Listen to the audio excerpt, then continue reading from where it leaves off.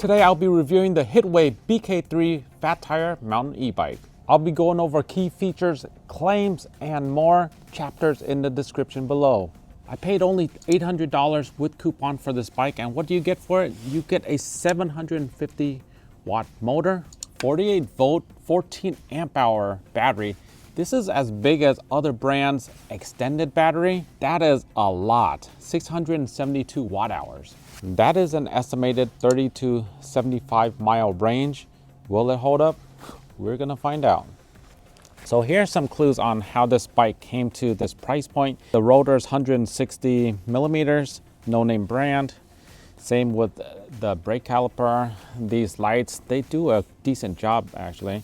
And these front forks, though they do give you around 2 to 3 inch of travel, it is non-adjustable. These two fenders are steel. Pedals are rather basic and plastic. The kickstand is rather basic and it does the job. Heavy duty rear rack is removable, and there is a surprise. This is not only a light, it is a brake light. The seat looks kind of thin, but in practice, I have no complaints, and you can open it up to remove your battery. Pretty cool design. Moving up to the handlebar right, this is stiff rubber, half throttle, brake Shimano shifters. Moving to the left, a resting handlebar, bell, LCD display, and the up and down is for the PAS level 0, 1, 2, 3, back to 0. And to hold down this arrow, oh shoot, I forgot to tell you, don't do that. That is the walking mode. And the up one is for the light. I totally forgot about it. There you go. Let's talk about the 3-inch tires that this comes with. You can see next to the 4-inch, there is a substantial difference. It's more in line with the 2-inch, while it has more properties from the 4-inch. While the 4-inch tire is standard, the 3-inch tire does feel good off-road, while the 2-inch tire, not so much. This bike claims to be IP54 weather resistant. That means that it can take some water splashing. It's somewhat dust resistant. However, you can't take this thing directly on. And so we'll see if it lives up to the claim or not. Should be wet by now, yeah.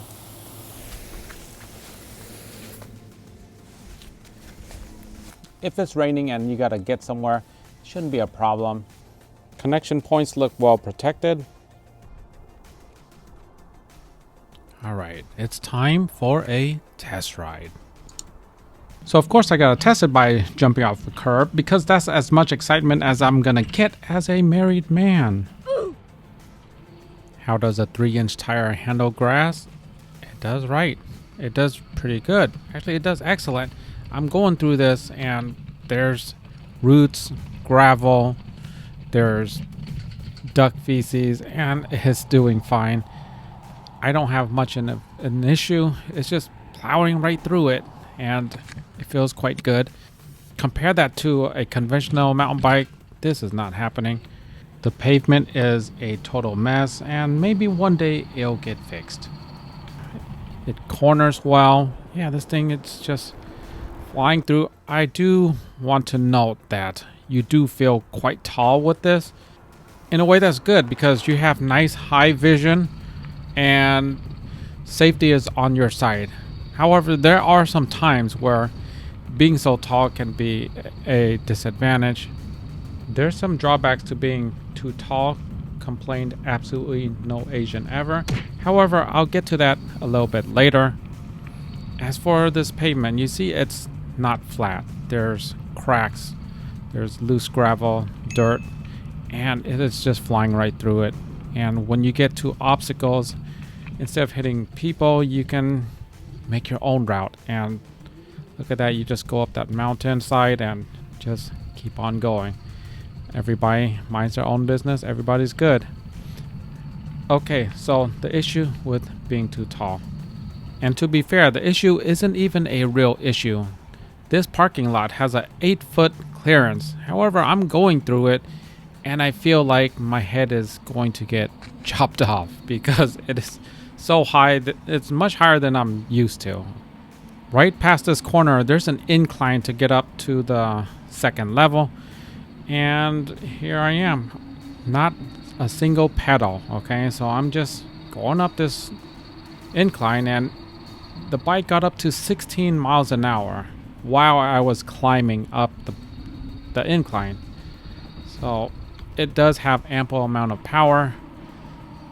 Do I wish it had a lot more low end kick? Sure, why not? Other than that, this bike does meet a lot of criteria. Overall, this ride was about 7 miles, and the gauge on my battery meter didn't move at all. What's up with that? It's either a really good battery, or maybe it's overrating it currently. We'll see a little bit later.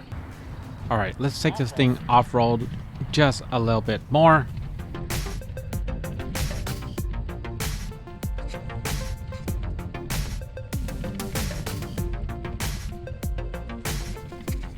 Jump off another curb.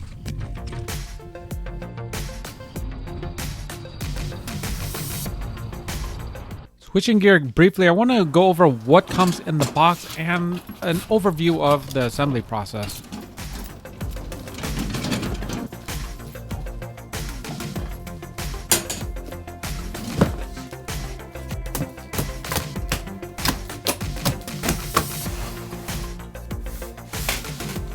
Lock, tools, pedals, reflectors, miscellaneous. This is what you need to get started. So the premise of this is simple. You just get the bike standing up, and once you do, before you do anything else, charge the battery. It takes 4 to 5 hours to get that fully charged, or maybe even longer. And then after that, you can start the assembly. It's going to be the wheel, handlebar, and then the seat and pedals, and that's it. It's mostly assembled already. All right, now we are going to do a formal speed test. We start at 0. Okay, 0, there is no pedal assist at all. All right, here's 1. Goes to 9. 2.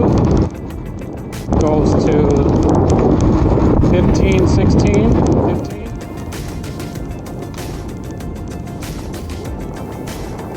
And with the 3.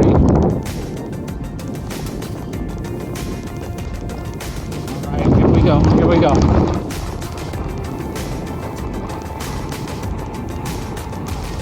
Around 20, you can feel the motor just cut off. It doesn't want to go anymore, so there's some sort of limiter. It's definitely capable of more.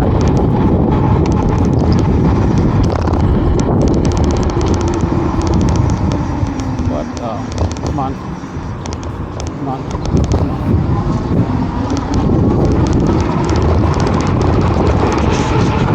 Yeah. Once you hit 20, it just you're on your own. The motor is just not helping you out anymore. Next up for the brake test. I acknowledge there's a difference between mechanical and hydraulic. However, I'm just looking for abnormalities and if the brake works and how well does it work. Okay, we are on pedal assist 3, the highest level. And max speed. We'll talk about this car. This braking is decent. Okay, here's this car where I stopped. That's about 20 feet. Yeah, so I could definitely brake. It's not a problem. It's just I'm clamping down all the way on it. Yeah. It can lock the front or rear tires if you're not careful. Time to evaluate the size and portability of this bike. This bike is made from carbon steel and has a net weight of 65 pounds, and it can support a rider up to 265 pounds. But can it fit into a Prius? Well, let's see. It doesn't fold, but the wheel comes apart, so there's a possibility. I wouldn't try this by myself. Well, actually, I had to do it by myself, but if you have help, do get help. It requires that both of the middle seats be folded down, and then you can fit it into something as small as the Prius. It takes a bit of muscle, but you can definitely get it in there. as long as you remove that front wheel.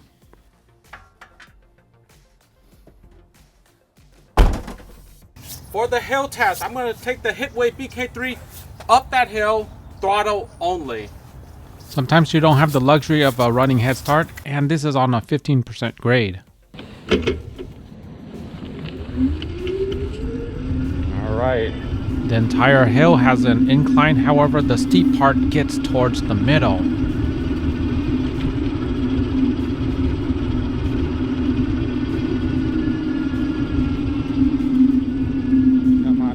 Come on.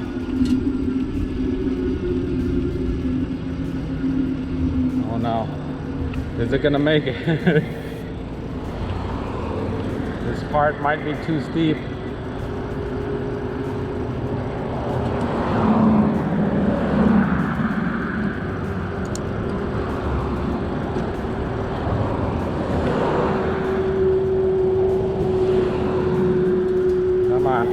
Come on.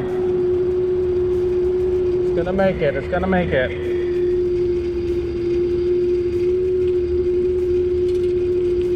It's gonna make it.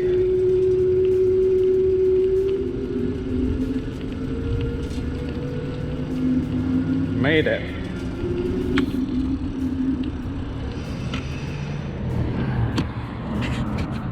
All right, so the low was around 6 miles per hour.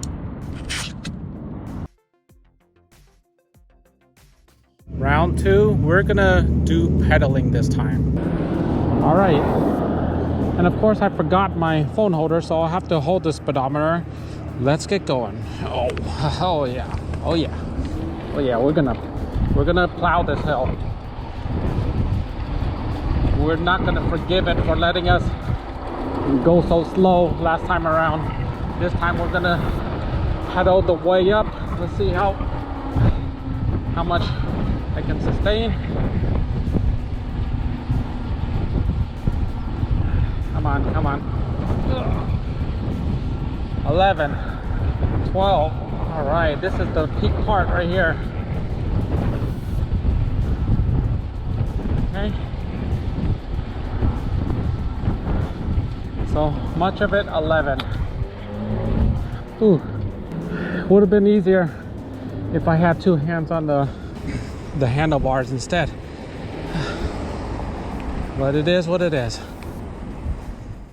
Let's talk about the battery. This thing comes in about 9 pounds and 6 ounces, over 4.2 kilograms. Just keep in mind that this is in context with me riding this thing very hard. I'm taking it up many hills. I'm taking this off-road a lot through sand, grass, pavement that's in desperate need of maintenance. So this thing has been worked really hard, and I got 26 miles. This is with 1 bar left over, and could I have made 30? Absolutely. Do I want to risk being stranded in the middle of nowhere as a middle-aged man pedaling home? Probably not. Keep in mind this is pushing it really hard, and I think that this battery is indeed 14 amp hours, and it does hold up very well. Final thoughts. I appreciate the safety features this bike offers. I appreciate the lock this bike offers, even though it's not the strongest. Once I remove the battery, it feels safe enough and it's incredibly convenient. The Hitway BK3 offers solid performance, though I wish it didn't have a limiter. The gearing felt adequate. At the highest gearing, it seemed like it works well.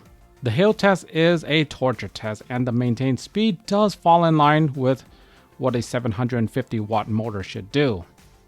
The range is good, and it more than delivers for its price point. Overall, I think that this bike offers high value, familiarity, and practicality. There are some minor drawbacks, like the pedals. I wish they were folding. The bell would have been nice if it was an electronic horn. Other than that, no deal breakers from my point of view.